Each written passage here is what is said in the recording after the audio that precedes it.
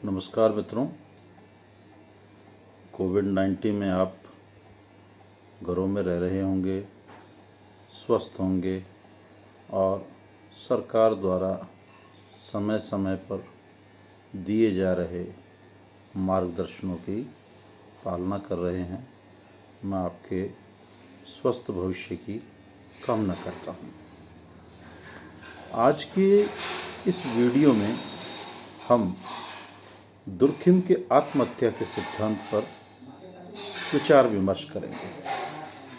आत्महत्या शब्द का नाम लेते ही एक जहन में एक अलग सा एक विचार भाव पैदा होता है, लेकिन संभवतः दुर्खिम ही पहला व्यक्ति थे जिन्होंने आत्महत्या के अन्य कारकों की तुलना में सामाजिक कारकों को आधार मानकर इसकी वैज्ञानिक व्याख्या प्रस्तुत की।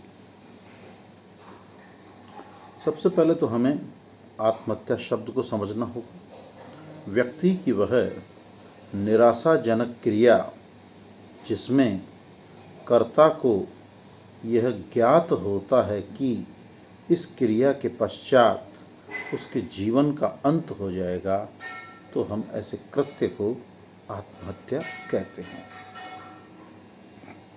दुर्खिम ने अपनी पुस्तक ली सुसाइड में अपने आत्महत्या संबंधित विचार प्रस्तुत किए हैं। यद्यपि दुर्खिम से पूर्व भी आत्महत्या पे लोगों ने चिंतन मनन किया, अपनी लेखनी से लिखा, लेकिन उनका दृष्टिकोण कहीं न कहीं मनोवैज्ञानिक, जैविकीय, भौगोलिक जैसे पक्षों तक ही सीमित रहा। दुर्खिम पहले व्यक्ति थे, जैसा मैंने आपको पहले भी बताया, जिन्होंने इसकी वैज्ञानिक सामाजिक आधारों पे विश्लेषणात्मक बात की। दुर्खिम ने फ्रांस की पुलिस फाइलों से 2000 केसों का अध्ययन किया तथा इस निष्कर्ष पर पहुँचे कि गर्मी में ज़्यादा आत्महत्याएँ होती है, सर्दी में कम होती है, प्रोटेस्टेंट धर्म के अनुयायियों में ज़्यादा होती है, कैथोलिक धर्म के अनुयायियों में कम, तलाकशुदा, अविवाहित और विधुर व्यक्तियों में ज़्यादा, शादीशुदा जोड़ों में कम, सैनिकों में ज़्यादा, नागरिकों में कम, नगरों में ज़्यादा, गाँवों में कम। दुर्खिम इस अध्ययन के निष्कर्ष के आधार पर आत्महत्या को एक सामाजिक तथ्य के रूप में प्रस्तुत करते हैं। इसलिए दुर्खिम ने आत्महत्या की एक सामाजिक व्याख्या प्रस्तुत की है।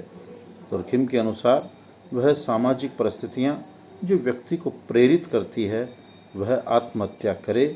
समाज आत्महत्या के लिए कई बार व्यक्ति को प्रेरित भी करता है और बाध्य भी करता है। दुर्खिम ने 4 प्रकार की आत्महत्याओं की चर्चा की है।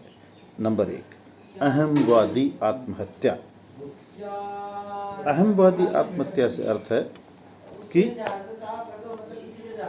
जब व्यक्ति अपने आप को समाज से फेंका हुआ महसूस करे, यानी जब व्यक्ति का अहम समाज के अहम के साथ में किसी प्रकार का कोई तारतम्य स्थापित नहीं कर पाता है, इगोइस्ट सोसाइटी, यानी जब व्यक्ति अपने व्यक्तिगत कारणों से अपने लक्ष्यों को प्राप्त नहीं कर पाता, फलस्वरूप असफलता से हताश होकर आत्महत्या करता है, तो इसे हम क्या कहते हैं? अहमवादी आत्महत्या। दूसरी आत्महत्या बताइए दुर्खिम ने, परार्थवादी आत्महत्या। परार्थवादी आत्महत्या क्या है मित्रों? अल्ट्रिस्ट।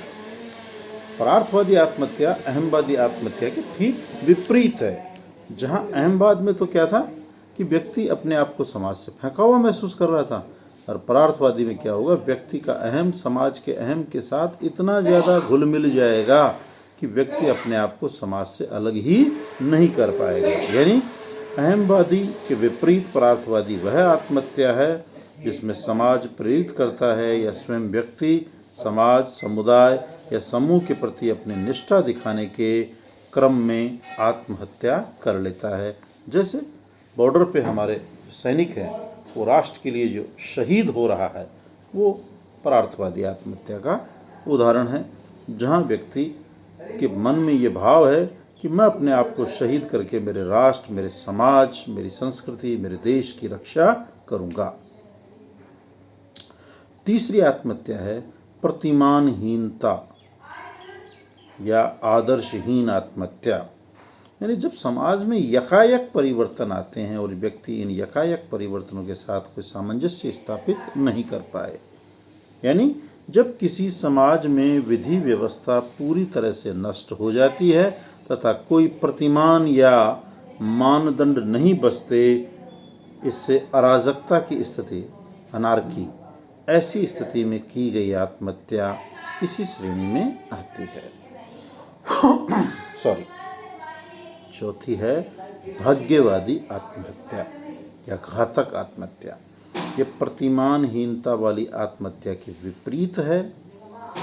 जब समाज अपने कठोर नियमों को किसी व्यक्ति पर बहुत अधिक आरोपित कर देता है, जिससे उसका जीवन दूभर हो जाता है, तो ऐसी स्थिति में की गई आत्महत्या भाग्यवादी आत्महत्या कहलाती है। जैसे दास या बंगाल की बाल विधवाओं की जो स्थितियां हैं, वो इसी का उदाहरण है।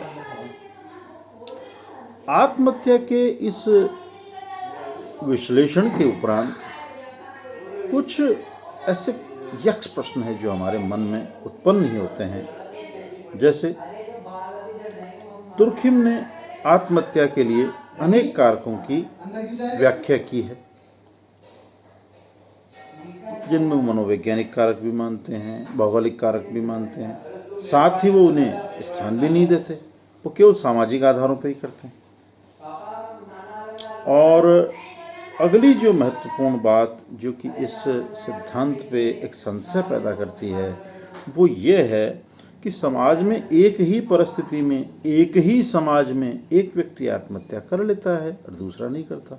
सीबीएसई का परिणाम आया, एक बच्चे ने सुसाइड किया और एक बच्चे ने नहीं किया असफल होने की स्थिति में। तो ये कहीं न कहीं इस सिद्धांत पे प्रश्नवाचक चिन्ह लगाते हैं। लेकिन इन समस्त कमजोरियों के बावजूद, कमियों के बावजूद दुर्खिम पहले व्यक्ति थे जिन्होंने आत्महत्या की वैज्ञानिक विश्लेषणात्मक व्याख्या की। साथ ही दुर्खिम ने ये बताने की भी चेष्टा की कि समाज में जो विकृत स्थितियां हैं, समाज में जो कहीं न कहीं